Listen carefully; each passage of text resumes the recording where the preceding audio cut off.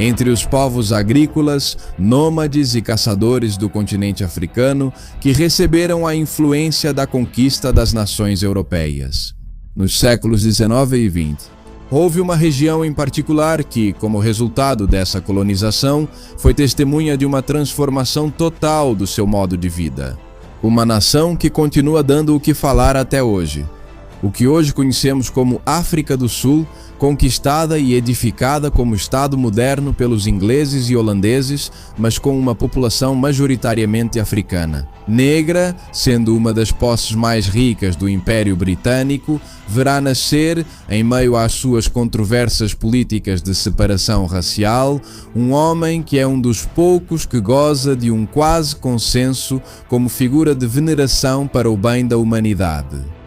Estamos falando de Rolihlahla Mandela, mais tarde chamado de Nelson Mandela.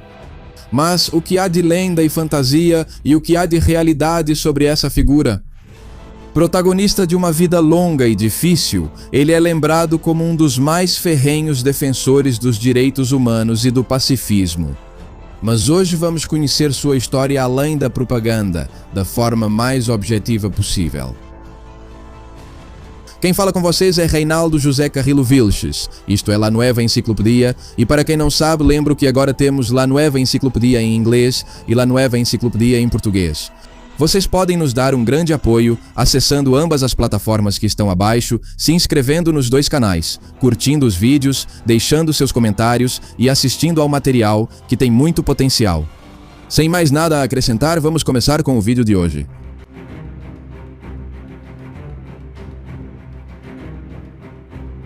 Nelson Mandela, nascido com o nome de Rolihlahla Mandela, veio ao mundo em 18 de julho de 1918, na vila de Mueso, na província do Cabo Oriental. Uma província que naquela época pertencia à chamada União Sul-Africana, que era a entidade político-administrativa com a qual o Império Britânico governava de forma unificada seus domínios na África Austral ou do Sul. Seu sobrenome Mandela vinha do idioma nativo de sua etnia, que queria dizer de forma brincalhona algo como encrenqueiro. Os pais de Mandela eram descendentes de uma linhagem de antigos chefes tribais e estavam bem posicionados em sua tribo, que recebia o nome de Reino Tembu. Por essa razão, aos 7 anos conseguiram enviar Mandela para uma escola metodista em sua localidade. Nessa escola, a professora de sua turma lhe deu o nome de Nelson, e o menino Mandela, sem saber por que estava recebendo esse novo nome, o aceitou. Pouco tempo depois, aos 9 anos de idade, seu pai faleceu, e por causa disso, sua mãe entregou o pequeno Nelson aos cuidados do chefe da tribo chamado Jonquintaba Dalindievo. Isso era uma prática comum entre as famílias de destaque das tribos quando os pais morriam, pois assim, sob a proteção do chefe da tribo, era possível garantir um certo futuro para os jovens que ficavam sem pai. Dessa forma, Nelson passou a viver com o chefe da tribo, Jonquintaba, no Palácio Mekeshweni. Ser criado pelo chefe de sua tribo foi um fato decisivo em sua vida, que permitiu a Mandela ter uma educação e uma posição privilegiada. Além disso, desde jovem, aprendeu várias noções de liderança e adquiriu conhecimentos avançados sobre a história e a geografia de sua nação de origem. Em 1935, ele começou seus estudos secundários na localidade de Enkobo, embora os tenha concluído em 1939 em Beaufort, em instituições de renome para a comunidade africana da região. Na qualidade de filho adotivo de um chefe tribal, Mandela recebe uma educação privilegiada e faz amizades com membros de outras tribos. E embora o ensino fosse centrado na história sob o ponto de vista dos ingleses, Mandela começa a desenvolver uma predileção pela história da África do Sul, de suas tribos nativas, de seus costumes e da vida antes da chegada dos ingleses. Assim, começam a germinar na mente do jovem Mandela ideias com tons anti-imperialistas e anticolonialistas.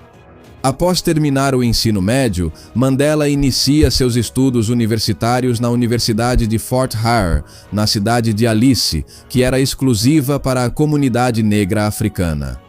Mandela opta por estudar para obter um diploma em artes, mas faz aulas de diferentes matérias, como antropologia, política, teoria da administração colonial, direito romano e inglês, entre outras. No entanto, no ano seguinte, em 1940, Mandela é suspenso da universidade por participar de alguns protestos relacionados à qualidade dos alimentos oferecidos na universidade. Depois disso, ele retorna ao Palácio Mcsveni Michelsen. Para sua surpresa, seu pai adotivo havia arranjado um casamento com uma mulher que ele nem sequer conhecia. Mandela decide fugir para Joanesburgo, que, apesar de não ser a capital do território colonial sul-africano, era uma cidade de grande importância econômica por causa de sua atividade mineradora.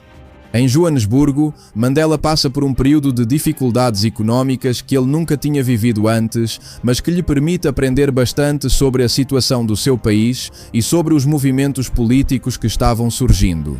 Nessa época, ele tem contato com membros do nascente Partido Comunista Sul-Africano, cuja proposta de tratamento igualitário entre negros, brancos e mestiços chamava sua atenção.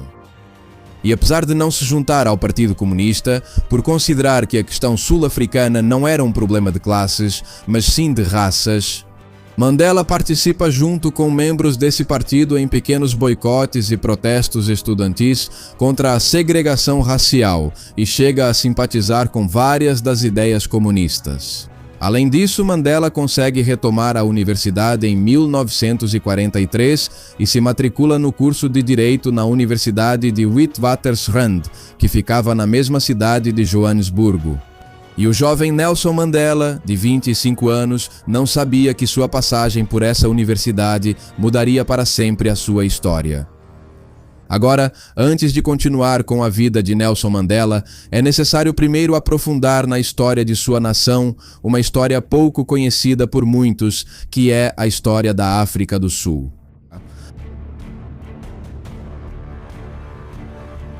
Antes da chegada dos europeus, o território que hoje conhecemos como África do Sul apresentava um quadro diverso de tribos e comunidades nativas, com divisões muito hierarquizadas e complexas, as quais, apesar de sua desvantagem técnica em relação a outras nações tecnologicamente superiores, essas tribos eram extremamente guerreiras e belicosas.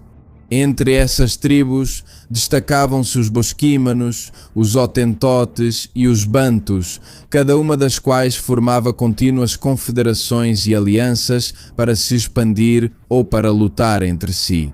Em 1487, os portugueses, sob o comando de Bartolomeu Dias, contornaram o Cabo da Boa Esperança na parte ocidental do país, sendo os primeiros europeus a chegar a esse local. Após sua chegada, a região sul da África tornou-se um importante atrativo territorial para as potências europeias devido à sua posição geográfica privilegiada, entre outros motivos. No entanto, não serão os portugueses, mas sim os holandeses que irão fincar bandeira nessa região em 1652 por meio da chamada Companhia Holandesa das Índias Ocidentais. Esta era uma companhia autorizada pela monarquia dos Países Baixos para colonizar e explorar comercialmente os domínios ao longo da África e da América. Assim, os holandeses criarão os primeiros assentamentos nas costas sul-africanas para fornecer suprimentos aos navios que navegavam da Europa para a Ásia e vice-versa, atividade que era essencial para o comércio mundial. Os holandeses vão penetrando no interior do território sul-africano, submetendo à força, ou pelo menos tentando submeter as tribos nativas que ali habitavam, das quais foram retirados os homens com os quais formaram o grande monopólio de escravos que os holandeses mantiveram por várias décadas. No entanto, em 1806, no contexto das guerras napoleônicas, os ingleses, aproveitando a fraqueza dos holandeses, decidem ocupar à força os domínios daqueles. Assim, a partir de 1820, milhares de colonos ingleses começam a se estabelecer nas costas da África do Sul, criando uma série de colônias provisórias. Por sua vez, os chamados Boeres, ou seja, os descendentes dos antigos colonos holandeses, empreendem a chamada Grande Migração para o interior do território africano. e criam dois novos assentamentos que proclamam como duas novas repúblicas independentes: o chamado Estado Livre de Orange e a República de Transvaal entre 1835 e 1840. Para, entre outras coisas, manter sua soberania e contrariar a influência inglesa. No entanto, os ingleses não vão ver isso com bons olhos. E desde 1877 eles iniciam uma campanha para exterminar as comunidades boeres e prosseguem com a colonização de todo o território sul-africano. Assim, em 1902, após vários anos de guerra e violência, no que ficou conhecido como o conflito anglo-boer, os britânicos assumem o controle total da África do Sul, dissolvendo as nações criadas pelos boeres e integrando-as ao território sob seu domínio. Por sua vez, já nessa mesma época, os ingleses haviam terminado de subjugar todas as tribos nativas da África do Sul, sendo a mais lembrada delas a tribo chamada Zulu, que lutou ferozmente contra os colonizadores até o ano de 1906. Assim, nessa época, a sociedade sul-africana apresentava o seguinte quadro: existia uma classe governante europeia que dirigia os destinos da colônia e que era composta por ingleses e pelos chamados Afrikaners, que eram os descendentes dos antigos boeres holandeses, os quais tinham, além disso, um dialeto próprio chamado Afrikaner, que era um idioma híbrido entre o neerlandês, o inglês e o português, com vários idiomas nativos, como o Zulu. Essa classe governante de europeus, eles não apenas detinham o poder político, pois eram os únicos habilitados a exercer cargos públicos dentro desse Estado que se formou como administração colonial, mas também detinham o poder econômico. Sendo eles que, desde a conquista, haviam levantado e edificado o aparato econômico dessa região. Eram, portanto, os principais donos das fábricas e dos comércios existentes na África do Sul, das terras agrícolas cultivadas e dos comércios existentes na África do Sul. Em contrapartida, estava a grande maioria dos africanos negros do país, que representavam cerca de 84% dessa população. Essa maioria africana negra estava em completa dependência dos europeus brancos. Serviam fundamentalmente como mão de obra para esse Estado, não estavam habilitados para participar da política ou da administração pública.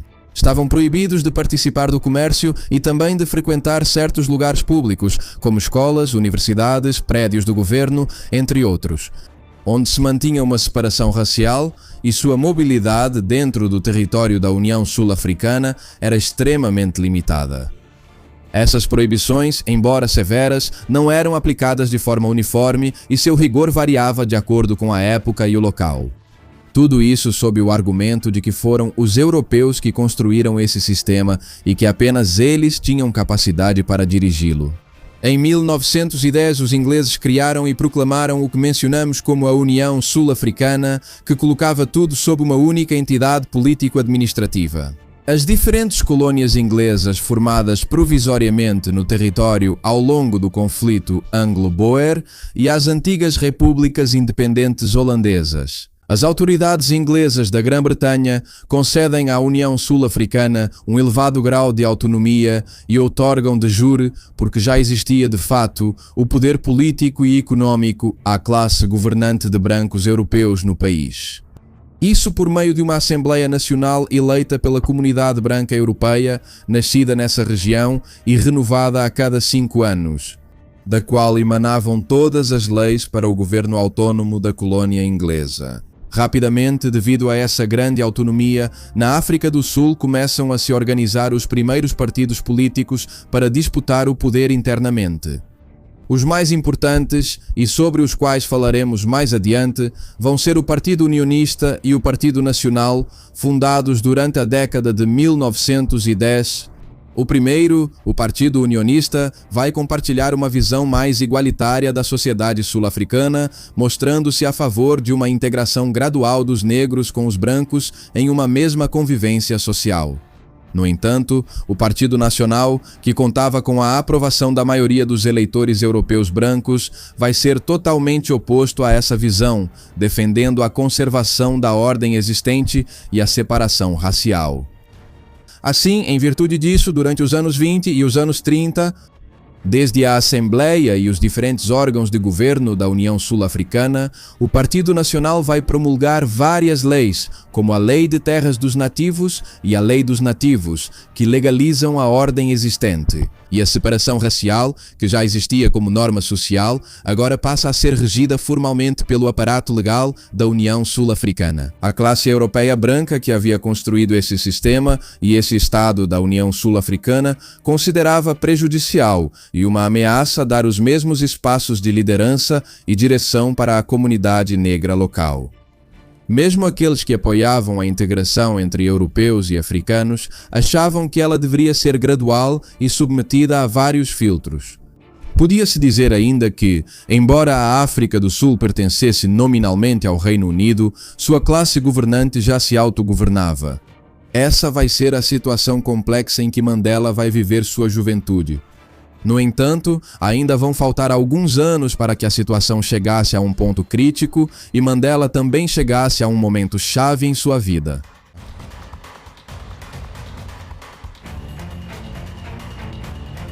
Como mencionamos anteriormente, Mandela retoma a universidade em 1943 em Joanesburgo, cursando a Faculdade de Direito. Uma ocupação que ele alterna com um trabalho em um modesto escritório de advocacia, que lhe serve para adquirir experiência no campo jurídico.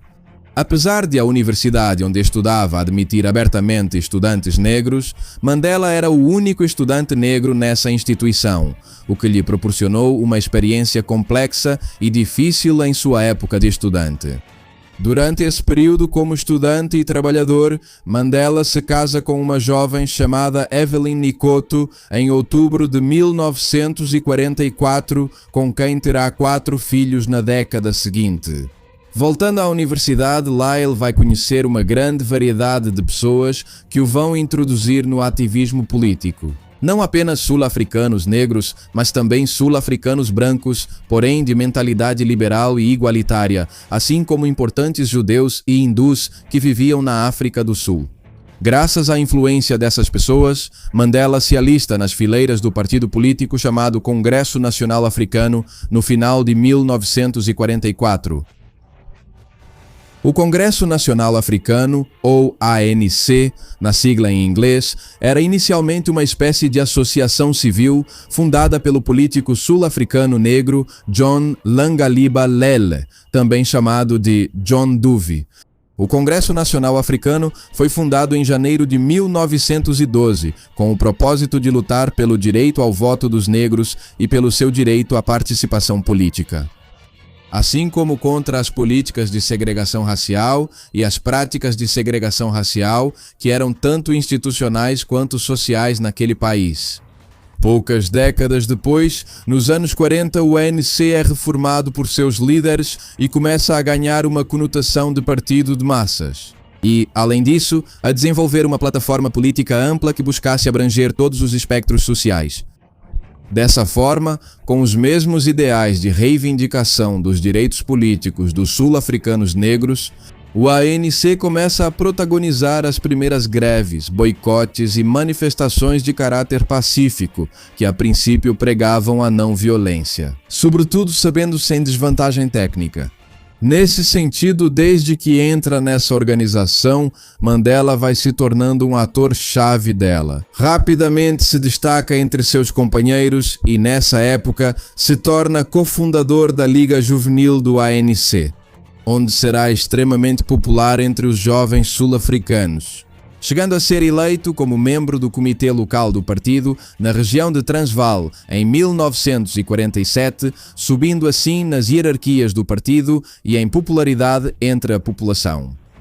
No entanto, vários acontecimentos de grande importância vão acontecer na África do Sul. Lembrando que a classe dominante branca governava com total autonomia o território, em 1948 foram realizadas as habituais eleições para renovar a Assembleia Nacional da União Sul-Africana. Os dois partidos dominantes eram o Partido Unionista e o Partido Nacional, agora chamado de Partido Nacional Reunificado, junto com outros como o Trabalhista e o Partido Afrikaner.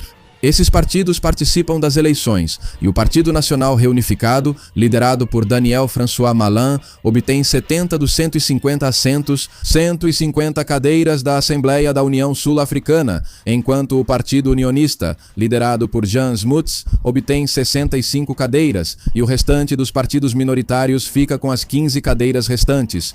Assim, com sua maioria na Assembleia, em maio daquele ano de 1948, o Partido Nacional Reunificado aprova uma das políticas mais polêmicas de seu tempo, o que ficou conhecido como Apartheid.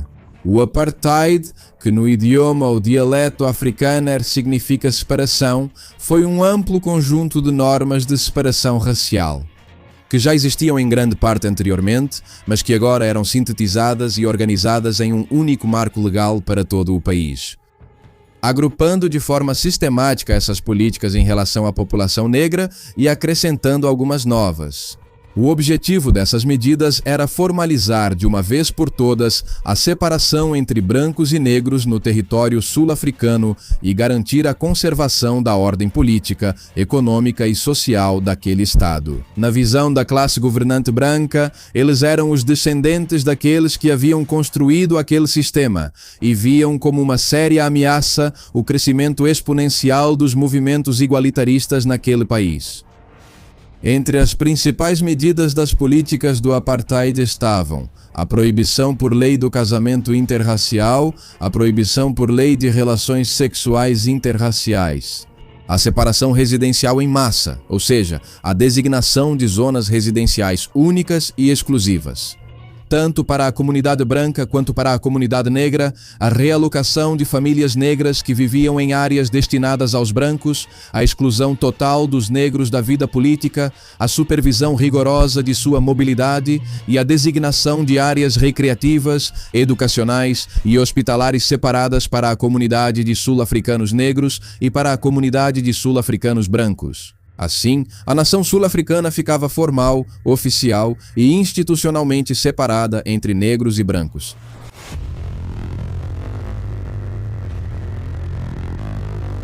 As reações em torno da aprovação das políticas do Apartheid foram numerosas. A maioria da população branca recebeu a notícia com entusiasmo e apoiou esse novo sistema. A comunidade negra, junto com outros brancos liberais como os do Partido Unionista e outros partidos como o Partido Comunista, rejeitaram amplamente esse programa de medidas. Ao mesmo tempo, a comunidade internacional também condenou veementemente essas políticas e exortou, sem sucesso, que o governo britânico tomasse providências sobre o assunto. Para Mandela, cujos ideais estavam mais do que claros, a promulgação dessas medidas do Apartheid representava para ele um chamado total à luta e ao ativismo por qualquer meio. Assim, Mandela e os demais líderes regionais do partido começam a conduzir o Congresso Nacional Africano por, abro aspas, um caminho mais radical e revolucionário. Começam a ser realizadas, em massa, greves e protestos que são rapidamente e duramente reprimidos pelo governo. No entanto, o presidente do Comitê Executivo e principal líder do Partido Congresso Nacional Africano, chamado Alfred Zuma, se recusa a apoiar essa política de radicalização da luta. E por se recusar a apoiar essas medidas de confronto e conflito, acaba sendo destituído de seu cargo por consenso da maioria dos dirigentes do Congresso Nacional Africano. Portanto, em março de 1950, Nelson Mandela, que já gozava de grande popularidade e reconhecimento nacional, assume o comitê executivo do partido e, além disso, assume a presidência da Liga Juvenil do partido, tornando-se praticamente o principal líder do Congresso Nacional Africano. Então agora o partido decide, com Mandela como líder, iniciar uma campanha do que ficou conhecido como resistência pacífica, inspirada no ativismo de Mahatma Gandhi como forma de protesto. Esse método foi seguido por alguns de seus adeptos, mas a maioria do partido parte violentamente para as ruas e uma grande quantidade de distúrbios ocorre, levando as autoridades a usarem a força para restaurar a ordem pública. Isso continua em paralelo com um intenso trabalho de ativismo e articulação política. As campanhas realizadas pelo Congresso Nacional Africano surtem efeito e seus membros passam de 20 mil em 1951 para mais de 100 mil membros no ano seguinte, 1952. No entanto, isso começa a incomodar as autoridades, que promulgam a chamada Lei de Segurança Pública, nesse mesmo ano. E, em virtude dela, realizam uma grande quantidade de prisões e detenções para frustrar as atividades do Congresso Nacional Africano. Assim, no âmbito dessa lei, Mandela é novamente preso em 30 de julho, mas desta vez é submetido a um julgamento junto com outros 21 prisioneiros, sendo condenado a 9 meses de prisão com trabalhos forçados. No entanto, por determinação das autoridades sul-africanas, essa sentença é suspensa e Mandela não fica efetivamente preso. No entanto, a vigilância e a perseguição contra ele se tornam cada vez mais rigorosas, pois as autoridades sul-africanas lhe proíbem de presidir ou participar de reuniões públicas. Assim, Mandela, sempre vigiado pelas autoridades, reduz seu ativismo nesses anos. Apesar de que, devido à sua participação na política, Mandela não consegue terminar o curso de Direito, ele passa no exame para exercer a advocacia. E em 1953, junto com seu amigo Oliver Tambo, cria o primeiro escritório de advogados negros da África do Sul. Nessa época, ele também começa a ter problemas conjugais com sua esposa Evelyn, devido ao incômodo de Mandela por estar submetido a um ano de vigilância estatal. No entanto, essa vigilância parecia se flexibilizar em certos períodos e não ser tão rigorosa dependendo da situação, pois Mandela ainda encontrava maneiras de aparecer em manifestações do partido e em atividades públicas. Agora, já em 5 de dezembro de 1956, o CNA, o Congresso Nacional Africano, faz vários apelos à união de todos os africanos, negros e brancos, sob suas bandeiras. E várias insinuações sobre a possibilidade de formalizar e convocar abertamente a luta armada contra o sistema do apartheid e todo o Estado sul-africano. Depois disso, Mandela é preso novamente e é colocado em uma prisão de segurança máxima em Joanesburgo por crimes de alta traição à União Sul-Africana. Dessa forma, começava o que na história e na opinião pública ficou conhecido como o julgamento por traição, ao qual Mandela e outros 155 sul-africanos foram submetidos. Esse vai ser um processo extremamente longo e tedioso nos anos 50, mas que vai abalar a África do Sul e o mundo inteiro. O que virá a seguir para a nação sul-africana, você pode ver na segunda parte deste documentário, que pode encontrar logo aqui abaixo deste vídeo. Muito obrigado a todos por terem assistido a este vídeo, espero que tenham gostado e lembro que abaixo vocês podem encontrar La Nueva Enciclopedia em inglês e La Nueva Enciclopedia em português. Curtam todos os vídeos desses canais, compartilhem com seus conhecidos, assistam ao material que realmente vale a pena e, bom, inscrevam-se em ambas as plataformas. Obrigado a todos, que Deus abençoe